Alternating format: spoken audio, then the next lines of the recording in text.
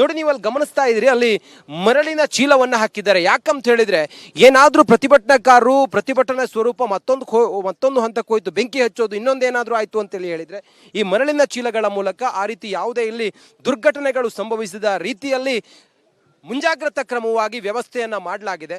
ಇನ್ನು ನಾವು ಗಮನಿಸ್ತಾ ಹೋದ್ರೆ ನೋಡಿ, ಸುಮಾರು 17.50 TMC ನೀರು KRSನ ಜಲಾಶಯದಲ್ಲಿದೆ.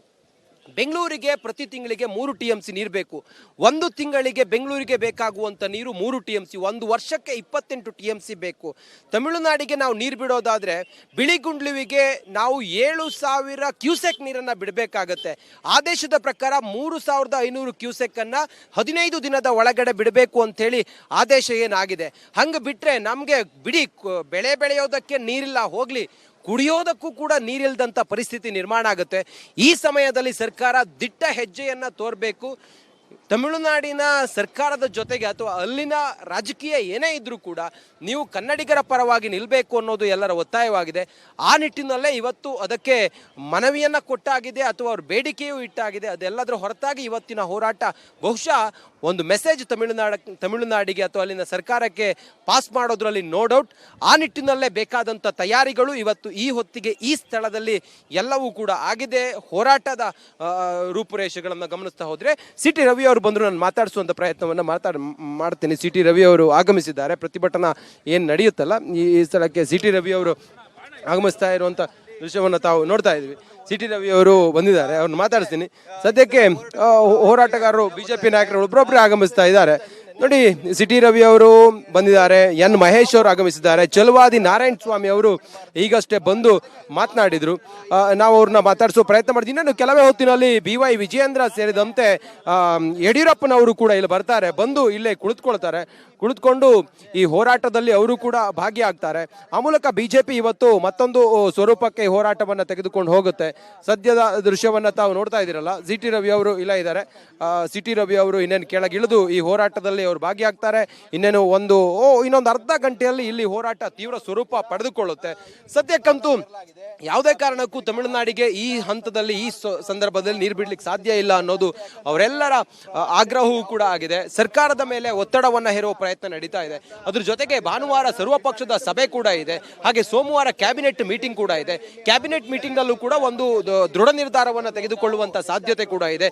ಭಾನುವಾರದ ಸರ್ವಪಕ್ಷದ ಸಭೆಯಲ್ಲೂ ಕೂಡ ಸರ್ಕಾರದ ಮೇಲೆ ನಾವೆಲ್ಲರೂ ಕೂಡ ಸರ್ವಪಕ್ಷದ ಎಲ್ಲ ನಾಯಕರು ಕೂಡ ಹೇಗೆ ನಾವು ಒತ್ತಡವನ್ನು ಹೇರಬೇಕು ಮತ್ತೆ ನಾವು ಹೇಗೆ ಈ ಸಂದರ್ಭದಲ್ಲಿ ರಾಜ್ಯದ ಹಿತಾಸಕ್ತಿಯನ್ನು ಕಾಪಾಡಬೇಕು ಅನ್ನೋ ನಿಟ್ಟಿನಲ್ಲಿ ಇವರೆಲ್ಲರೂ ಕೂಡ ಒಂದು ಸಂದೇಶವನ್ನು ರವಾನಿಸ್ತಾರೆ.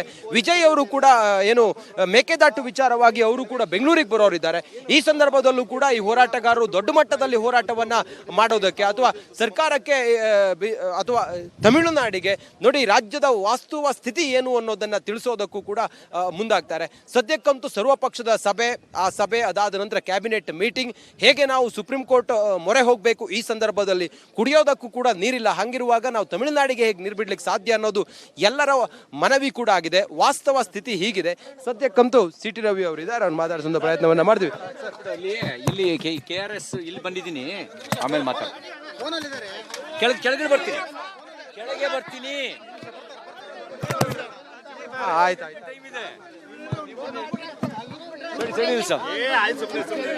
ಆರಾಮಾಗಿ ಸೆಟ್ ಮಾಡ್ಕೊಳ್ಳಿ.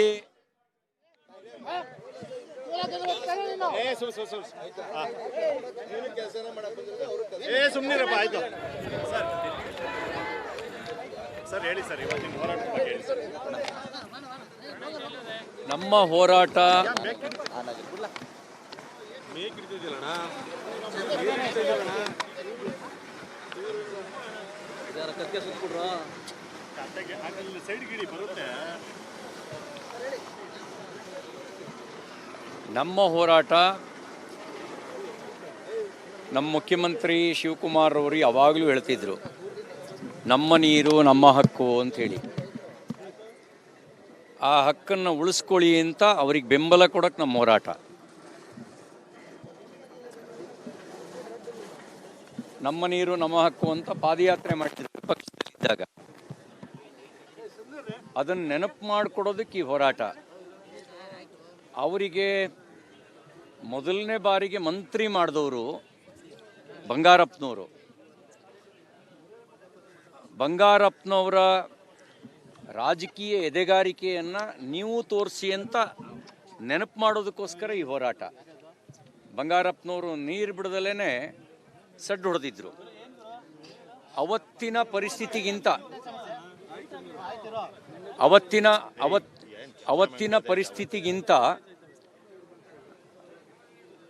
ಕೆಟ್ಟ ಪರಿಸ್ಥಿತಿಯಲ್ಲಿ, ಕಷ್ಟದ ಪರಿಸ್ಥಿತಿಯಲ್ಲಿ ಕರ್ನಾಟಕದ ಜನ ನಾವಿದ್ದೀವಿ. 60% ಮಳೆ ಕೊರತೆ ಕಾಣ್ತಾ ಇದೆ. ವಾಡಿಕೆ ಮಳೆಗಿಂತ 60% ಮಳೆ ಕೊರತೆ ಕಾಣ್ತಾ ಇದೆ. ನಾರಾಯಣಪುರ ಅಣೆಕಟ್ಟು ಹೊರತುಪಡಿಸಿ, ಅದರಲ್ಲಿ ಮಹಾರಾಷ್ಟ್ರದಲ್ಲಿ ಮಳೆ ಆಗಿದ್ದರಿಂದ ನಾರಾಯಣಪುರ ಅಣೆಕಟ್ಟು ಸ್ವಲ್ಪ ನೀರು ಕಾಣ್ತಾ ಇದೆ. ಇನ್ಯಾವುದೇ ಡ್ಯಾಮ್ಗಳಲ್ಲಿ ನೀರಿಲ್ಲ. ಈ ಪರಿಸ್ಥಿತಿಯಲ್ಲಿ ಮಾನ್ಯ ಮುಖ್ಯಮಂತ್ರಿಗಳೇ ಹೇಳಿದಿರಿ, ನೀವು ಕುಡಿಯೋ ನೀರಿಗೋಸ್ಕರ ನಮ್ಮ ಅಣೆಕಟ್ಟಿನ ನೀರನ್ನು ಸುರಕ್ಷಿತವಾಗಿ ಸಂರಕ್ಷಿಸಿ ಇಡಬೇಕು ಅಂತ ಹೇಳಿದಿರಿ. ಅದನ್ನು ನೆನಪು ಮಾಡೋಕ್ಕೆ ನಮ್ಮ ಹೋರಾಟ. ನಿಮ್ಗೆ ಈಗ ನೀರು ಬಿಟ್ಟರೆ ಮಳೆ ಏನಾದರೂ ಮುಂದೂ ಬರದೇ ಇದ್ದರೆ ಕುಡಿಯೋಕ್ಕೆ ನೀರು ಎಲ್ಲಿಂದ ತರ್ತೀರಿ? ಮೆಟ್ಟೂರು ಡ್ಯಾಮ್ನಲ್ಲಿ ನೀರಿದೆ.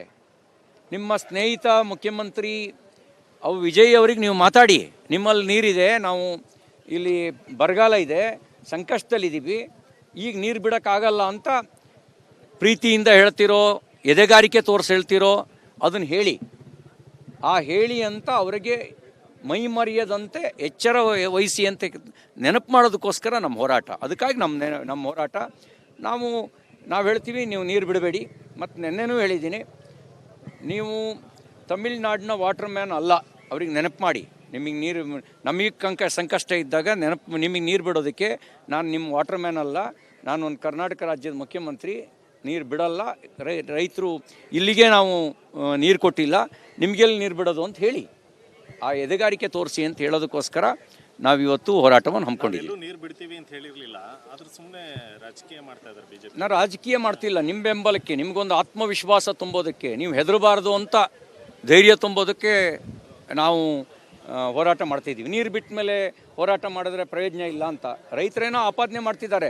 ರಾತ್ರಿ ಕದ್ದು ಮುಚ್ಚಿ ಬಿಡ್ತಾ ಇದ್ದಾರೆ ಅಂತೇಳಿ, ರಾತ್ರಿ ಕದ್ದು ಮುಚ್ಚಿ ಬಿಡ್ತಾ ಇದ್ದಾರೆ ಅಂತ ಅವರು ಗಗನಚುಕ್ಕಿ ಬರಚುಕ್ಕಿ ಜಲಪಾತನ ತೋರಿಸಿ ಅವರು ನೀರು ಹೋಗ್ತಿರೋದು ನೋಡಿ ಹೆಂಗೆ ಹೋಗ್ತಾ ಇದೆ ಅಂತ ರೈತರು ಯಾರೋ ವಿಡಿಯೋ ಹಾಕಿದ್ರು, ನಂಗೆ ಗೊತ್ತಿಲ್ಲ. ರಾತ್ರಿ ಬಿಡ್ತಾ ಇದ್ರು. ಅದಕ್ಕಿಂತ ಅಪರಾಧ ಇನ್ನೊಂದೇನಿಲ್ಲ, ಮತ್ತೊಂದು ಅಪರಾಧ ಇಲ್ಲ. ಅದಕ್ಕೆ ನೀರು ಬಿಡಬೇಡಿ ಅಂತ ನಾವು ಹೇಳ್ತಾ ಇದ್ದೀವಿ. ಬಿಡ್ತಾ ಇಲ್ವಾ? ಭಾಳ ಸಂತೋಷ. ನಿಮ್ಮ ಜೊತೆಗೆ ನಿಮಗೆ ಬೆಂಬಲ ಅಂತ ಅಂದ್ಕೊಳ್ಳಿ. ಆಹ್ವಾನ ಇದೆಯಾ ಸರ್? ಸರ್ವಪಕ್ಷಗಳ ಸಭೆ ಮುಂಚಿತವಾಗಿಯೇ ಕರಿಬೇಕಿತ್ತು. ಯಾಕೆಂದರೆ ಮಳೆ ಕೊರತೆ, ವಾಡಿಕೆಗಿಂತ ಮಳೆ ಕಡಿಮೆ ಬಂದಾಗಲೇ ಇವರೊಂದು ವಾರ 15 ದಿನ ಮುಂಚಿತವಾಗಿಯೇ ಕರಿಬೇಕಿತ್ತು. ಯಾವಾಗಲೂ ಸರ್ವಪಕ್ಷಗಳ ಸಭೆ ಕರೆದು ಅಲ್ಲಿ ನಿರ್ಣಯ ಮಾಡಿ ನ್ಯಾಯಾಲಯಕ್ಕೆ ಮನವರಿಕೆ ಮಾಡ್ಕೊಳ್ಳೋದಕ್ಕೆ ಬೇಕಾದಂಥ ವಕೀಲರ ತಂಡದ ಜೊತೆಯಲ್ಲಿ ಸಮಾಲೋಚನೆ ನಡೆಸೋದು ಮುಂಚಿಂದಲೂ ನಡ್ಕೊಂಡು ಬಂದಂಥ ಒಂದು ಪದ್ಧತಿ. ಇವರು ಅನುಭವಿಗಳು, ಅನನುಭವಿ ಏನಲ್ಲ, ಅನುಭವಿಗಳಾಗಿರೋದ್ರಿಂದ ಆ ನಿಟ್ಟಿನಲ್ಲಿ ನೀವು ಇಚ್ಛಾಶಕ್ತಿಯ ಪ್ರದರ್ಶನ ಮಾಡಿ ಅಂತ ಹೇಳೋದಕ್ಕೋಸ್ಕರನೇ ನಾವು ಈ ಒಂದು ಹೋರಾಟವನ್ನು ನಂಬ್ಕೊಂಡಿದ್ದೀವಿ. ಸರ್, ಸರ್ಕಾರಗಳು ಬದಲಾವಣೆ ಆಗ್ತಾ ಇದ್ದಾವೆ, ಅದರ ಸಮಸ್ಯೆ ಮಾತ್ರ ಬದಲಾವಣೆ ಆಗ್ತದೆ. ಇದಕ್ಕೆ ಶಾಶ್ವತ ಪರಿಹಾರ ಯಾವಾಗ ಅಂತ? ಅಲ್ಲ, ಬರಕ್ಕೆ ಶಾಶ್ವತ ಪರಿಹಾರವನ್ನು ನಾವು ಕಂಡುಹಿಡಿಯೋಕ್ಕಾಗ್ತಿಲ್ಲ. ಕಾವೇರಿ ವಿವಾದ ಇದಕ್ಕೆ ಶತಮಾನಗಳ ಇತಿಹಾಸ ಇದೆ. ಇವತ್ತು ನಿನ್ನೆ ವಿವಾದ ಇದಲ್ಲ, ಶತಮಾನಗಳ ಇತಿಹಾಸ ಇದೆ.